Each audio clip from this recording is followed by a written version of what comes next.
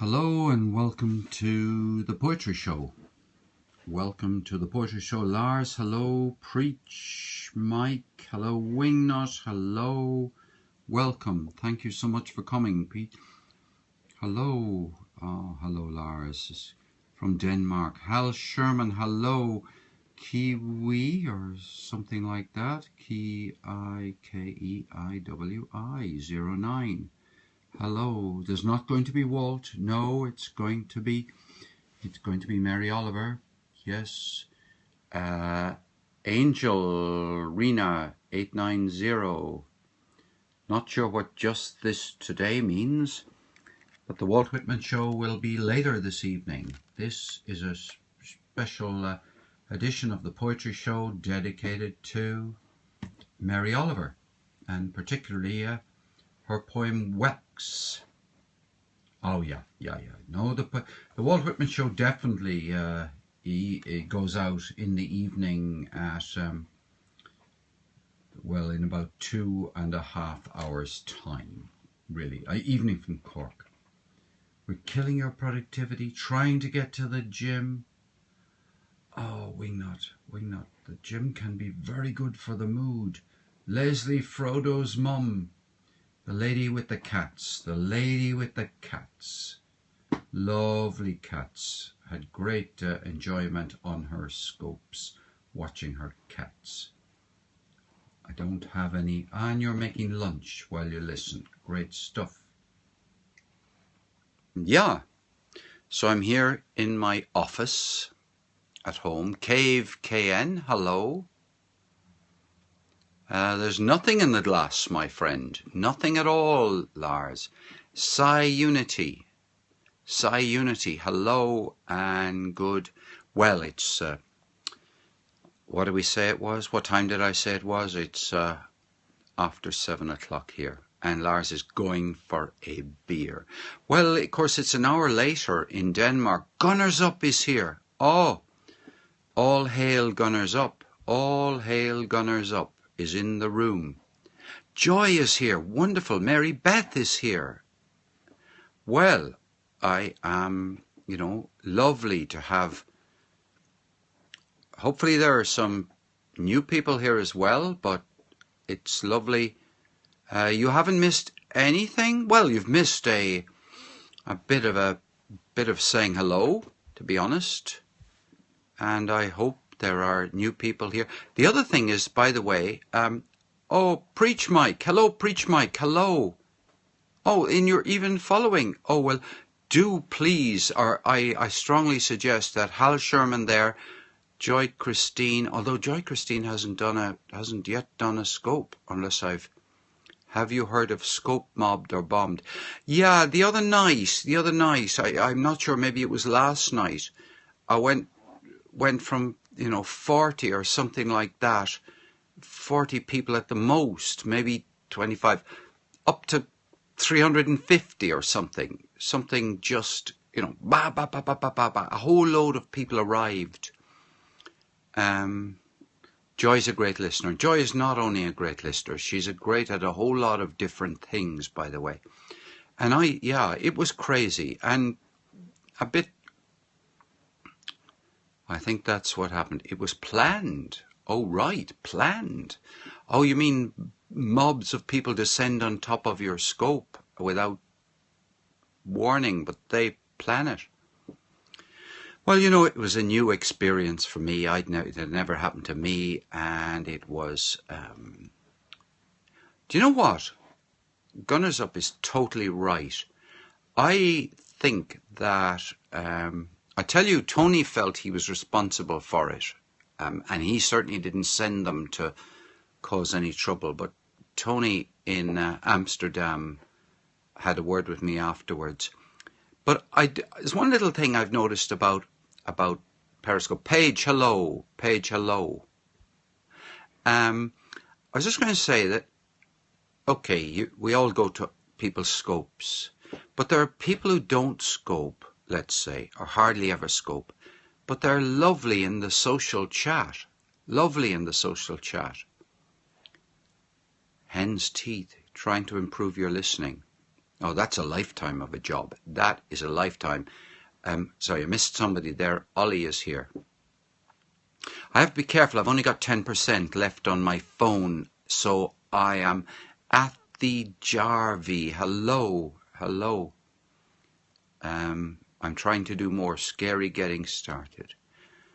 You know, Mary Beth. Trevor. Hello, Trevor. Oh, Ollie, we were waiting for you. Mary Beth, all you have to do is go out into the garden, point the phone up into the sky, and just turn it on. And you don't have to say a single thing. You don't have to say a single thing. You can just be in the space, in the now, and some people will watch it and say, oh, what a relief, you know, nobody jabbering at me, just a bit of peace and quiet.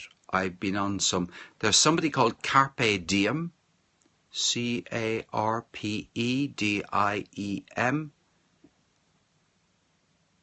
If you don't know Carpe Diem, I'd suggest giving it a try. You couldn't possibly be without things to do in New Orleans. Somebody like me would be interested in New Orleans if you showed me the dustbins or the water hydrants or anything from New Orleans. And mind you, if you could get a bit of music in, I would, I'd bite your hands off. Okay, you'll be back. I'm going to read you a poem. It was by Mark Kay. Oh, right. Oh, well. I think it's quite good to have... There we are. Now, I'm going to read you a poem by a wonderful American poet who lives now in Miami. And I love her poetry, and this is a poem called Whelks. Whelks are little, what would you call it? Shellfish. Yeah, shellfish. So, here goes. If you don't mind, here is Mary Oliver, Whelks.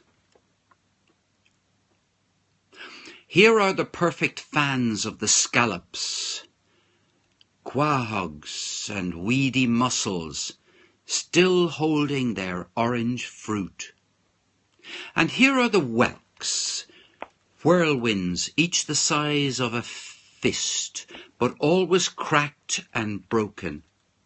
Clearly they have been travelling under the sky-blue waves for a long time.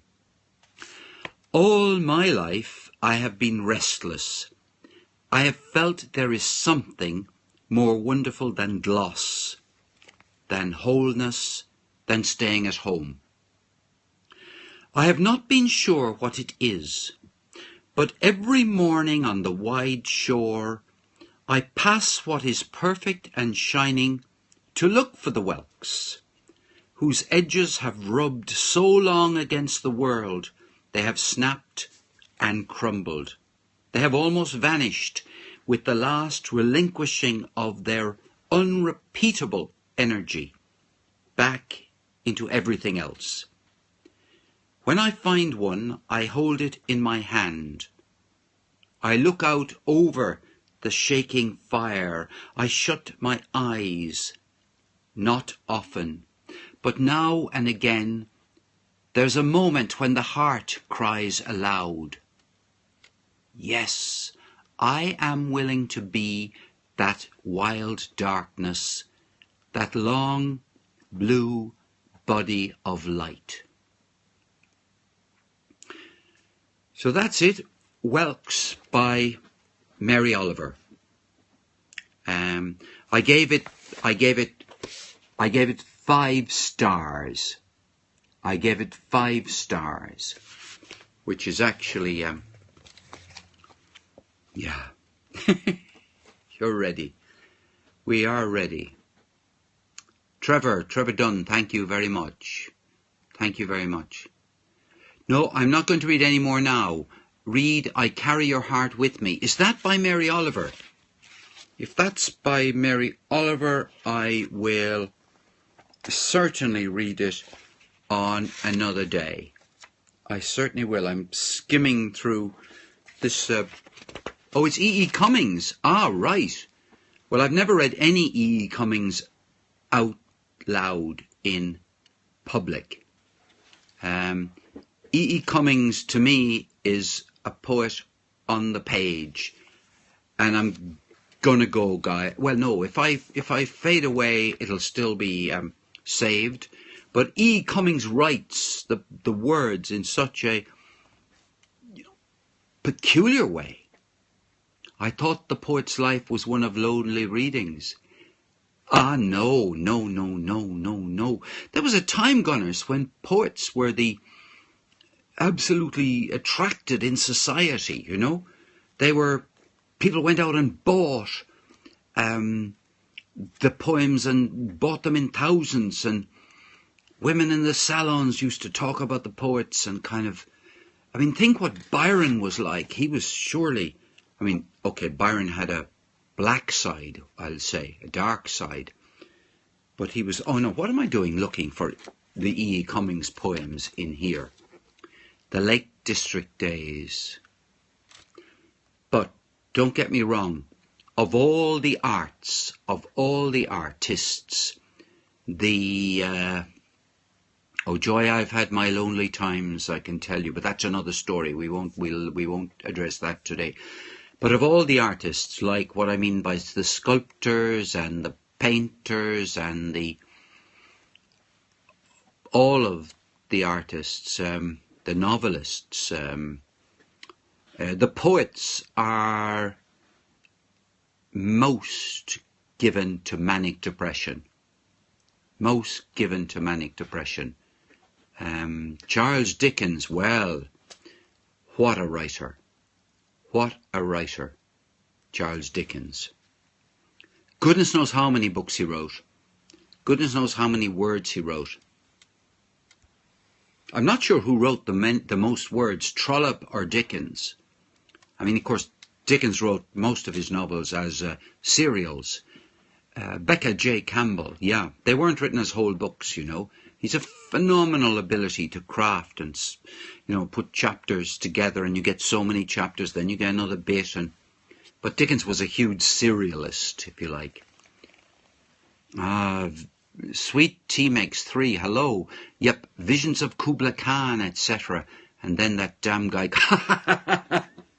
Yes. Kubla Khan. In case some of you don't know the story, written in a drugged state. I'm desperately trying to remember what drug he was on, but the poet was interrupted in the middle of writing Kubla Khan. Wingnut, absolutely. Show your face there. Yes, Egg Cup Club reading later. I've got to go, guys. I have to go. And it's not just because Wingnut is here or going.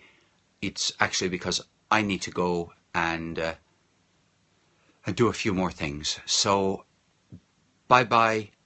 Cheerio for now.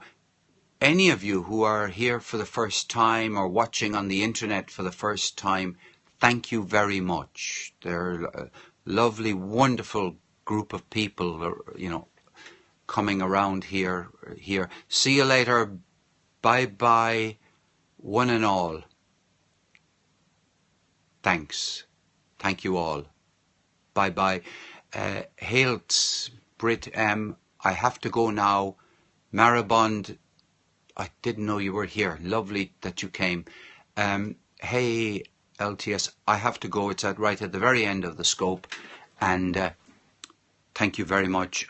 I'll be back in about 2.5 hours for the Walt Whitman show in Greenwich Mean Time, about 10:30. Okay. Bye-bye. Thank you all very much. Thank you. I'm really glad that you like being here. Thank you. Feel very honored to have your company. Bye-bye.